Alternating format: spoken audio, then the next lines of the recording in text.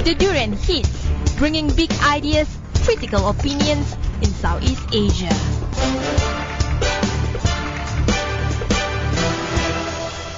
Hey, this is Arlene. Hi, this is Grace. And of course, you are listening to Durian ASEAN, the voice of discovery and sharing at our Durian Hit today. Who's in the hot seat? Who's in the hot seat to talk about the issues? So we are going to talk about how can we weather for a flood-proof Malaysia. And we have Amlir Ayat here. He is the special project ESCO for Malaysia Water Partnership, or MyWP. Hi, how are you? Hi, good. How are you, Arlene? Oh, I'm great. Good. So before we start our discussion today, maybe a bit of background discussion about what do you do and what is the Malaysia Water Partnership.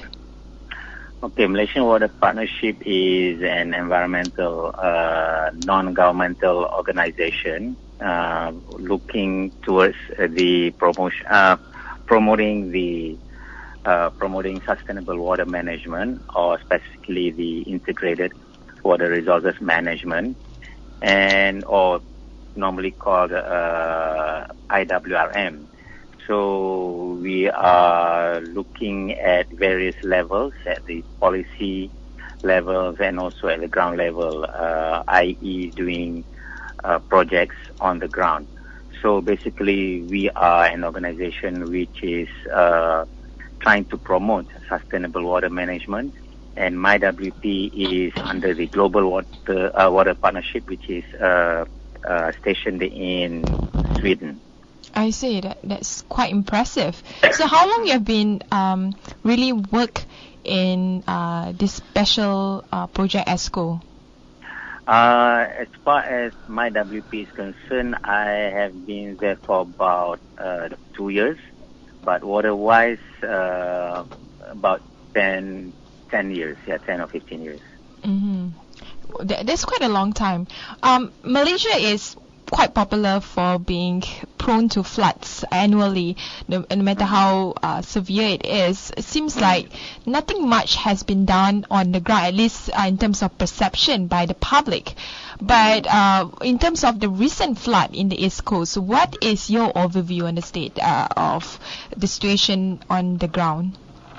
Okay, the problem is quite critical. It's very critical, actually. In fact, it's the worst flooding since in the history of Malaysia. In fact, it's worse than the 1971 or 1969 floods, based on my discussion with some of the victims who have been affected by the flood in Kelantan recently. So it's really bad, and in many areas where normally flooding will only reach about 1 or 2 feet, this time it has even swallowed the whole house. Mm-hmm. So it's really bad, and all system went down. And I went to places like in Tanah Merah, mm-hmm. Machang and Mani Urai. You see something which is like tsunami, and to some people it's worse than tsunami. It's worse than tsunami. Yeah. In Kuala Krai, for example, about 2,000 houses were gone, 100% gone. Are you saying that the whole village or the whole taman in this case are gone? Exactly. Yeah, in some places the whole village has gone. I'm not sure in which villages, but in Kuala Krai, for example, you have about 2,000 houses which have completely disappeared. And 1,000, based on the latest statistics, about 1,200 houses in Kuala Krai has gone 50%. I see. As far as some public infrastructures are concerned, for example, the KTM, the railway, the losses incurred is about 250 million, mm-hmm. and the estimated cost to repair the roads, the public roads, is going to be about 100 million. So, in total, excluding excluding industrial and commercial losses, the loss is about close to 1 billion. That is, I think, about 900 million. Really? Close to 1 billion ringgit yeah, loss? Yeah. Yeah. For the whole flood or just flood in Kelantan? For the whole flood. For the whole flood. Yeah, for the whole flood. But that does not include the industrial and commercial losses, and I think doesn't include the agricultural areas. So it's like, if you go there, it's like a war zone where you see, I mean, some people have lost, cannot find their houses. Really? Because the whole house and whole property has been swept by the flood. And this is worse than tsunami, because when you talk about tsunami, you're talking about one thing on and off, that's it. But with flood, you have to wait for the water coming to in, recede down. To recede, and it took them a few days. And in some areas, we have people running upstairs to the third floor because 2 stories of the building have been swallowed by water. And this is something which is not only it's fatal. So it's not only a matter of property loss, but it's also fatal, and some people had died due to starvation or drowning. Starvation, really? Yes, starvation, and even the highways are now. When you have highways being, I mean, really good highways being flooded, for example, in Pahang, now that's a big problem. But this is this is something that we never expected. This is really, really bad. And some houses, some families, even though they are not directly affected by the flood, they are indirectly affected because their areas have become islands. The telecommunications have broken down. They cannot go out to get food. This is one problem. If you go they are there trapped now, within their own village. Yes, They cannot correct. go out to other places. So definitely flood. Actually, this is one of the natural disaster which we can hardly predict, and it can happen anytime. And definitely, it has brought a lot of damages, not only to people but housing area. Those public institutions had to be closed down because they have to rebuild those institutions. Transportation system is also another one that it was affected heavily. But why is that all the state government and the federal government, they are not really discussing about the root causes, but they are just pointing fingers at each other? Okay, I don't think that people at this point, people are not really pointing fingers at each other. I think what the problem is that normally finger pointing are actually very political, but at this point, if there are any finger pointing, is because people are trying to identify the actual problems, why it is happening. And yes, that's a very valid question when it comes to this point. Even if you have very minor floodings like what happened in KL. What happened in KL is very minor compared to what happened in Kelantan or even in Perak or in Pahang. Can you really describe the situation of how severe? Because you mentioned starvation. This is really severe considering Malaysia shouldn't actually have to have its people ended up like that. Perhaps some description of what you encountered during your visit there. Okay, I went to some places in Kuala Krai and Tanah Merah, Machang. There are a lot of places which are relatively unknown when it comes to flooding. I went to one place, if I'm not mistaken, it was in Tanah Merah, and the people said, people do not know that they were in floods because they were so deep, not really deep, but they were relatively remote, isolated from the rest, and their houses were significantly flooded and submerged. What happened was that when these people, when the floods occur very, very fast, very quickly, some of them cannot go out, and they lack, since it's unexpected, so they didn't have enough food for supply. So this has exaggerated, sort of worsened the problems. They cannot go out. Some people, even in buildings, in concrete buildings, they cannot go anywhere except to run on the top floor and finally on the roof. And they lost communications with the outside world because of the system broke down. They cannot tell people where they are. A friend of mine cannot contact her mother for about 2 weeks. Really? So for 2 weeks? Yeah, because the telecommunications broke down. I cannot communicate with other people when I was at some of the places there. So what happened is that they cannot get food, and logically they lost contact with people to explain what's happening to them. So this is one of the main problems. So in the future, perhaps this is one of the things that we have to focus. That is, improve the telecommunications as soon as possible. Water is another problem. When I was in Guchil 7, Guchil 7 in Kuala Krai, I see people taking water from a tank, a small tank, or small bucket, big bucket on the ground, which is filled with murky water from the river, because their water supply is cut off. So they cannot take other water except those murky water. I'm not sure for what, because I didn't ask. I assume that they might use it to wash their clothes, or I won't be surprised if it's for drinking. They have no access to water. So, but they were quite lucky, because during that time there were some people from outside Kelantan, or even in Kelantan itself, bringing food and water to them. At that time, our mission was simply to bring food and water, a lot of water. A lot of people, they lack water.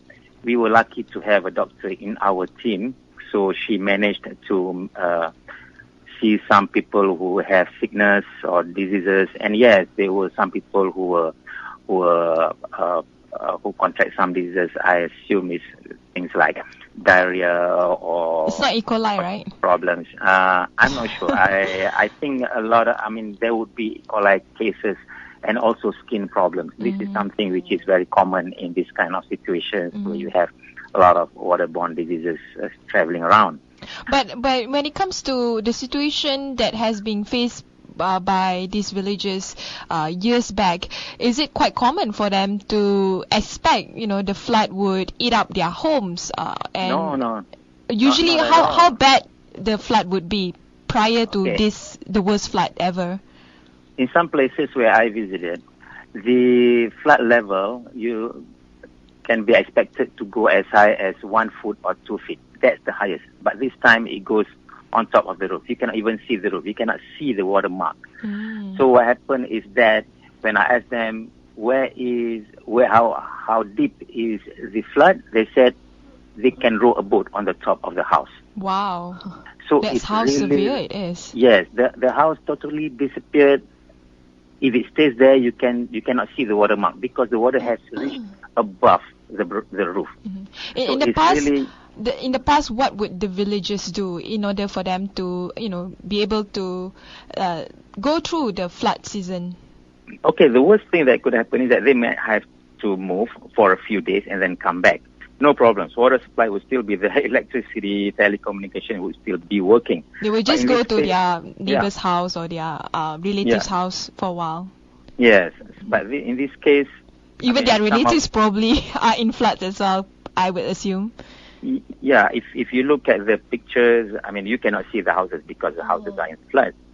But if you look at the places there, you cannot imagine that the water has risen up to that level. It's really sad and it's very terrible, and you wouldn't be surprised if you have a lot of cases of people drowning in the floods. It's really bad. It's like a war zone to me. For some people, they say it's a war zone because you don't even see, in places where you see houses, there are no more houses there. You can only see the stills or the foundation, the concrete foundation. That's it. Anyway, we will take a short break. When we come back, we will discuss more on what is causing the flood. The Durian hits, bringing big ideas, critical opinions in Southeast Asia.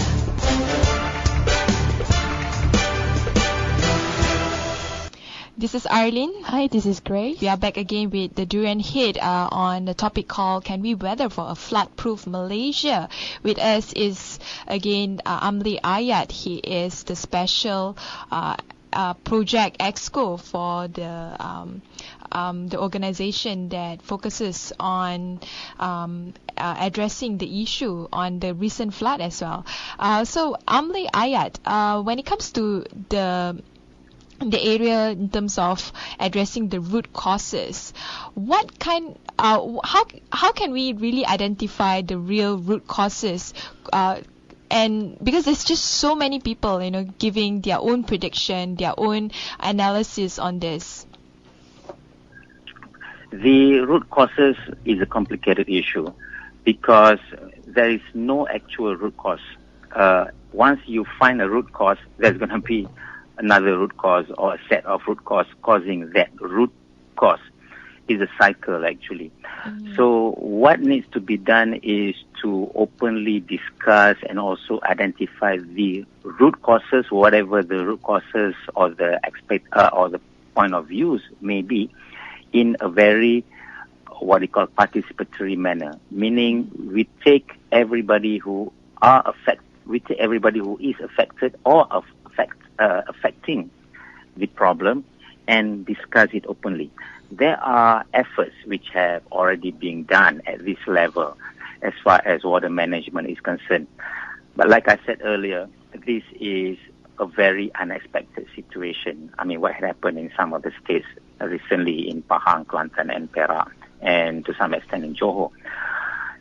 But we have to sit together, and especially after this, we have to sit together and get all the government agencies, the people, the private sectors, and everybody, namely the stakeholders, to discuss and also plan for something.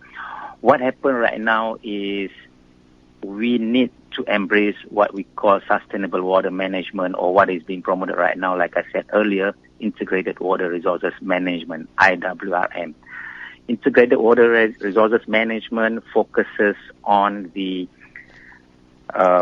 reasons for the problems that we are facing, and also identifying what do we want in the future in quantitative and qualitative manner. That means in 10 years or 20 years, what do we want to see as far as water is concerned? How much water do we need? And what kind of quality are we talking about? And how are we going to achieve it? This is something that we really have to focus. And it has to be done as an environmental management, because water is a part of the environmental web. Every environmental component or nature resource is related to each other. So whenever you use one nature resource, is going to affect another nature resource, directly or indirectly, in the short term or in the long term. It is a web. So we cannot manage these resources separately. For example, you have water management, forest management, wildlife management. No, all of this should be managed using one parameter. And one parameter on one nature resources that has to be focused is water, because water is the basic needs of life, even more important than air. It's great that people are starting to take concern about this, but why the government and also it's both the federal and state government were not interested enough to actually form a committee to rebuild the lives of these people and to create some form of action plan, either in terms of policy or in terms of infrastructure to address the flood issue? As far as federal or even state government administration is concerned, Malaysia has been in a system where these natural resources are managed separately in a fragmented manner. You have water being taken in charge by one or two departments, forests by another department, and other natural resources by another department, up to a point where they have their own plans. So this has been going on for decades in Malaysia and many other countries too.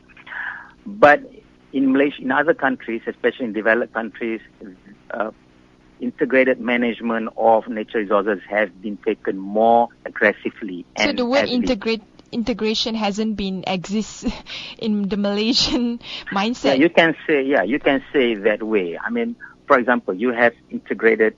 You can have somebody managing water in one section, and the other section or another department managing another natural resources. So they manage these resources differently, even though they're actually interconnected to each other. Let me give you an example. Let's say we have a forest management plan. Now, in that forest management plan, they have a target, a quantitative target, let's say by 2020 or by 2030, whatever. And in another section, they also have their own nature resources management plan, which target forests to be managed in certain way and towards achieving a certain target, certain hectares of forest, wild forest, for example. But these targets are different because one of the problems is because they do not talk to each other enough, or they are not coordinating their activities together enough up to a point where they have different targets. This is one of the problems that we are facing in Malaysia. And this has been the culture in managing or administrating nature resources in the country. We need to try to reduce this. It's going to take some time because it has a lot to do with attitude and also point of views. We have to start thinking about doing things together and focusing on water. Water quality and water quantity and other nature resources should be managed to comply with that water management targets. And the other problem is that we do not see water as very important. This is a very, very big thing that is happening. If everybody sees water as very important, then we will sit down together and try to discuss what can be done to ensure that water can be managed sustainably, and also at the same time, automatically other nature resources will follow. We have to make sure that other nature resources will be managed in order to achieve that water standards. Our problem is we focus too much on economic growth. Our standards of quality of life is GDP, gross domestic product, and this is quite risky because when you focus on materialistic wealth or monetary wealth, you are going to destroy the environment towards converting the environmental resources into cash. When this happens, then we are going to lose environment, and even though we may have a lot of cash. This is something that we are trying to focus on, and it's a very new concept. It's called the nature resources accounting, where we are looking at the wealth of a country in totality, not only in terms of monetarily, but also in terms of nature resources. We have to look at the importance of environment as far as the economic growth is concerned. The wealth of the nature resources should be integrated or incorporated into the economic growth of the country. Mm-hmm. So this should be debated at the federal level if when economic is concerned. But what about the state level in terms of past government, because they are under hot water for overlogging, and because of that, what do you think the state government can do to address the issue of climate change and also floods? Based on my discussions with some of the top officials, a lot of the problems in Kelantan or even in other states like Perak or Pahang and perhaps Sabah, Sarawak, is the illegal logging. We have a system which is very, for me, for example, the Forestry Act, 1984. It is a very good act. The system is there. We have been using a good system where logging is systematic. It's supposed to be systematic, organized, and monitored. But we have to understand that forest in Malaysia is difficult to monitor. You cannot have the whole enforcement, even if you take the whole enforcement team to take care of the forest, to monitor the illegal forest logging activities, is going to be almost impossible because the forest is not only thick but large.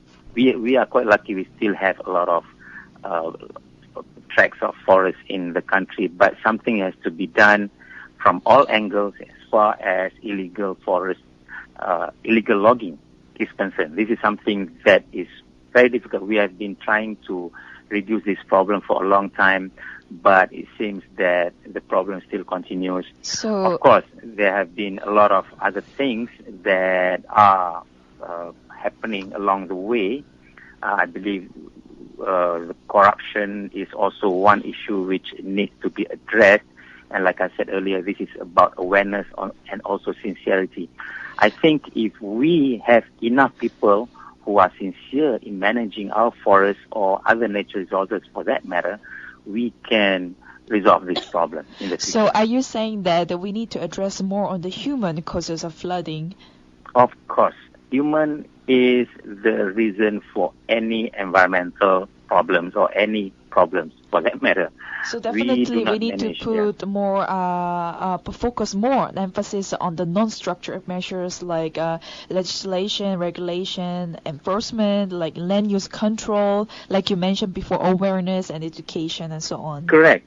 In order for you to have good enforcement, good governance, in order for you to have good legislation, good attitudes, you ought to have one important thing, and that is education. And I think the Malaysian education lacks this. This is something which has to be focused.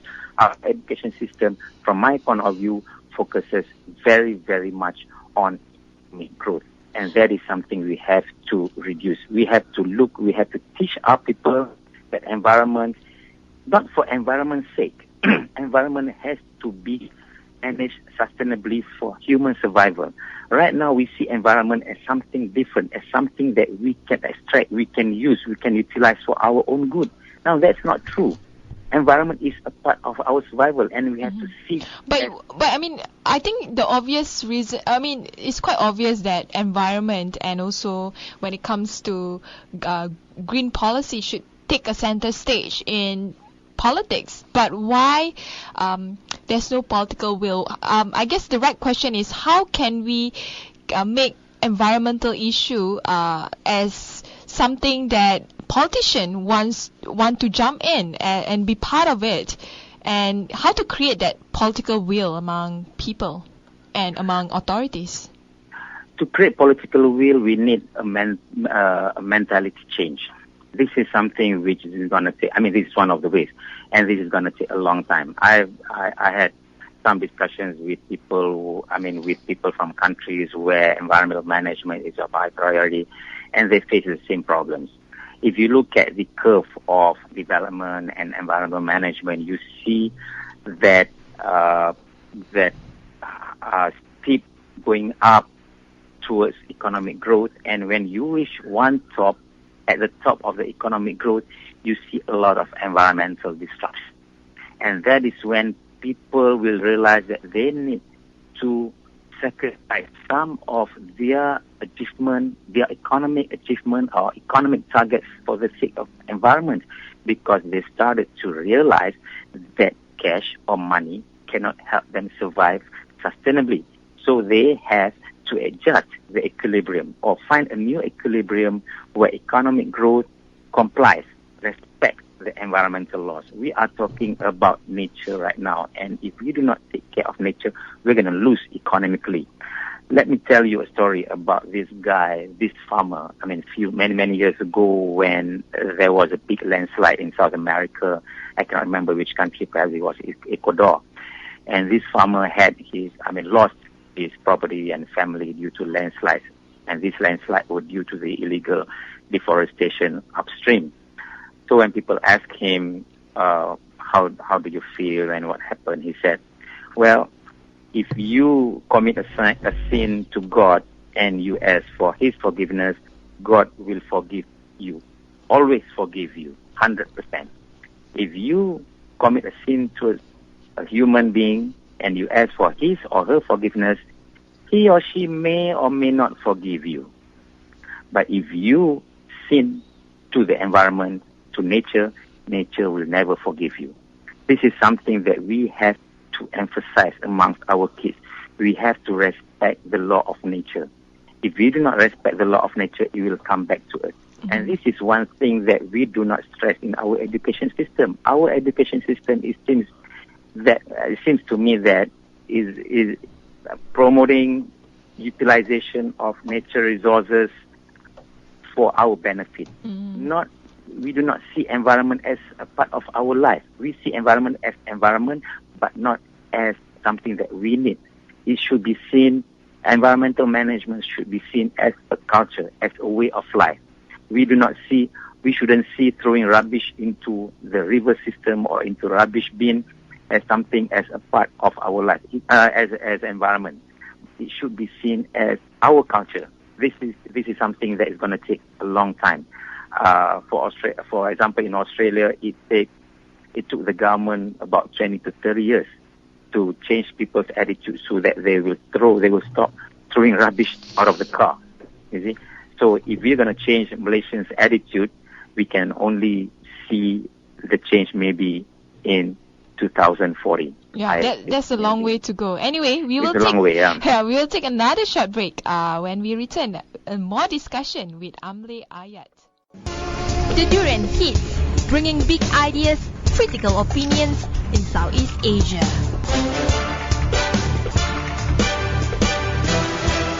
Hey, this is Arlene. Hi, this is Grace. We are back again with discussion on the water issue. Can we have a flood-proof Malaysia? With us, of course, is Amlir Ayat. He is the special project exco for the Malaysia Malaysia Water Partnership, or MyWP. So to continue our discussion again, we talk about the root causes. We discuss about what is actually happening there on the ground in Kelantan, especially where the flood was so severe. But also we want to talk more about what can we do next. Of course, today's news was that we reported during our earlier ASEAN Daily was the government, the state and federal government are working together to form a committee. To form a flood disaster committee, flood disaster relief committee. But at the same time, we are looking at both long-term and short-term sort of partnership or solution. If you can provide like a rough blueprint of how the government can address short-termly and long-termly in terms of the floods in Kelantan and other areas in the northeast coast of Malaysia, what would that be? We have to see as flood as it's going to be a part of our life. We cannot stop floods totally. We're going to have floods. Just like in Holland, where they say don't fight it, live with it. Yes, correct. It is a part of our life. We have already encroached to some areas where it is actually floodplains. For example, KL. KL is a floodplain. The name itself, Klang Valley, means that it is a part of the valley where it will experience flood. But this flood has been made worsened by our activities, the way we use our lands, improper planning and whatnot. We are not sustainably managing our natural resources up to the point where it is affecting our lives and causing a lot of problems. So there are two short-term, when we talk about the solutions, one is the long-term and the other one is the short-term solutions. Now, short-term solutions, I think I can categorize it at least in two categories. One, what should we do now to reduce the negative effects of flooding to the victims and also other related stakeholders. And the other one is what can we do as far as short-term solutions are concerned to reduce these effects. We cannot stop flood, but we can reduce the impact of flooding to the people. And finally, the long-term solutions where it will require policy changes and similar solutions to achieve high resilience towards flooding. Now, for example, right now we need to focus on the rehabilitation of the livelihoods of the people. They have lost their houses or their properties. They are facing a lot of health problems. Their houses are not clean. Some properties are damaged. So what can be done in a sustainable manner? I've heard people bringing water, which is good, but we need to also improve the system there when it comes to water supply, telecommunications, and other basic needs of life. We need new houses. There are technologies which can solve this problem. For example, the construction of, we have houses which can be constructed in a short time period, yet durable. These are the kind of technologies. These technologies are available in Malaysia. So I'm quite surprised that some of these technologies are not applied even water management technologies where we can actually provide water in a safer and a more efficient manner are not being applied. This is something that I'm really upset actually about this, because our universities have been doing a lot of research, and the fact that some of this research are not being put in place in action. Yeah, put in place or given serious consideration is demotivating the researchers. And I'm not surprised. This is one of the reasons why research in Malaysia is not taking a good pace compared to many other countries. This is something that we have to focus. We want to focus on big, expensive things, but we do not want to focus on things which are cheaper and yet can offer the same solutions or better way of managing things. So this is something that we have to consider. The government has to consider this. Which government? The state or federal? I think when it comes to this level, I think the federal government has to focus more on enhancing the application of technologies. I know a lot of technologies. I'm going to talk about this. It's going to take another interview, I think, when you talk about green or sustainable technology. You see, when you talk about water. So you have Singaporean. I've heard that you have Singaporean army coming to Malaysia to Kuala Krai to provide them with water purification system. Singapore is well developed when it comes to water purification. And we have no reason to say that we can apply this system in Malaysia. There are systems. I know a lot of the systems which can help this. Even one system could solve the problem. For example, in Japan has, Tokyo, for example, has about 29 million people. Just 1 million or 2 million short of Malaysia's total population. And their annual rainfall is about, I think, about 1,500 millimeters per year. In Malaysia, we have 3,000 millimeters per year, but they can provide enough water for the people without rationing. Now, what is happening? So, basically, each person over there has 50% less amount of water to be fed. But what about the cost of investment? How much money do you think the government should put in place in order for them to be able to prepare for the next flood?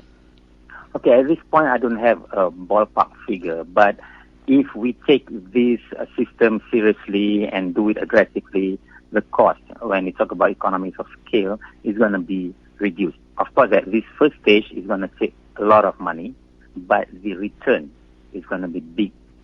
The investment is worth it. You're going to have better quality of life. You're going to have less flooding occurring, or at least better resilience towards flooding. Do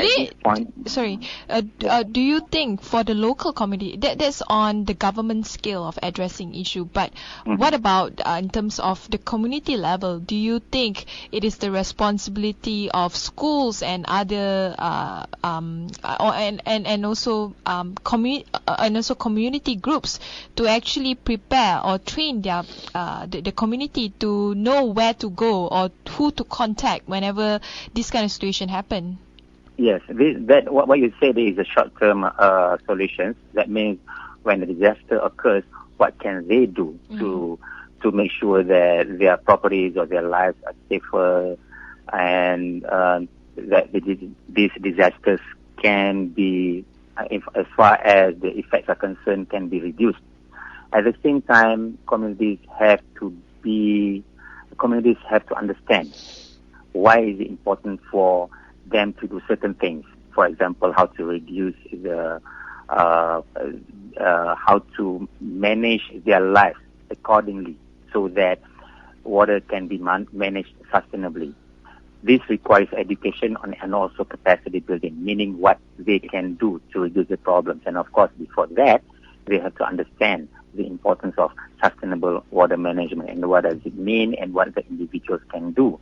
And at the same time, this is something that the government has to support, because in some cases, money is involved. For example, MyWP, the organization that I'm in, and is working together with some communities in Malaysia and also an NGO, the Ecoknights, which I'm in also, towards improving people's capacity to be more resilient towards flood. In Subang Jaya, we are, for example, installing rainwater harvesting system and also water saving device to not only to reduce water consumption, but at the same time reduce flooding. This is something that has been promoted for many years, I think since 2009 or 2008, and yet to be improved and also promoted in other communities. And this is something that we should take seriously, because now we can see what nature can do to us. What about on the state level? Because past government seems to not having the kind of financial capability like the federal government, but Kelantan, it is under its belt when it comes to taking care of its own citizens. So what can the state government do if it's able to do so? Okay, in Kelantan, I think the financial support, like you said, is where financial support is quite restricted. They have to really focus and plan and find how they can support themselves more financially in a sustainable manner. This is something that the federal government has to focus also. This is not about Kelantan, it's about the whole country. When Kelantan is affected, the whole country is affected.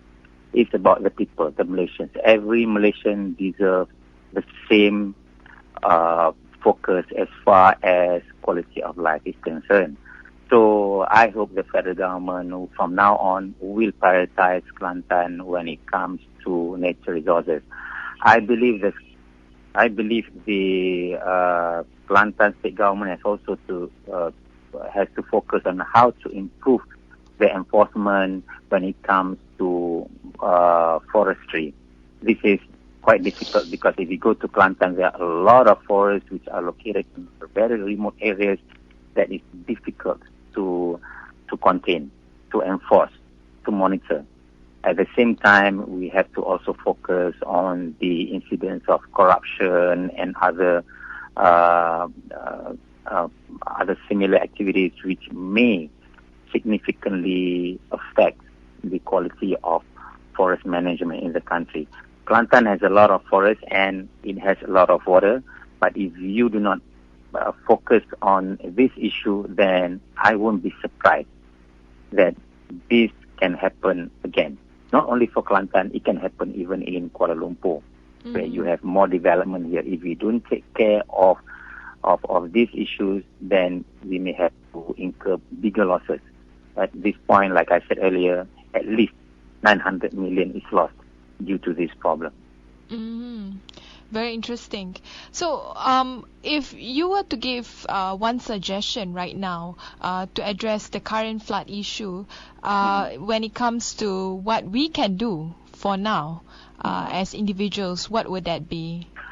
I would suggest the federal government, together with the cooperation of the state governments, to sit down together, do this seriously, and look at the Integrated Water Resources Management, or IWRM. IWRM is not about water, it's about the environment. IWRM is actually environmental management, sustainable environmental management. The difference is that it focuses on water as the guiding nature resource for the development and also for the application or for the utilization of other resources for the development of the country. I think IWRM can help solve the problem, and it has been able to solve some of the problems in other places. If we do this openly in what we call in a participatory manner, we need to get all the stakeholders to focus on this. When I say stakeholders, not just the staff, but also the top people, the decision makers, the policy makers should sit down and discuss this seriously, sincerely. The process is going on, but I think it can be improved. We have a few workshops and also discussions. The issue has been brought up to the higher level, but I hope that following this catastrophe, we need to focus this more seriously. I think there has been increased attention on this and commitment. Commitment is very important. If we do not get this commitment, I'm afraid that we're gonna face it's gonna be very risky. We're gonna have another disaster coming up. Mm-hmm. Anyway, with that, thank you very much for being at Durian ASEAN and share your view on this.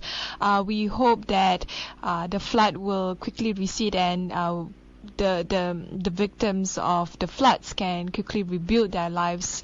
And of course, for the long-term strategy is to have a larger awareness on in terms of taking care of the environment and having better management of the environment. Yes. So thank you, Arlene, and thank you, Grace. Thank you, Amlir, Ayat.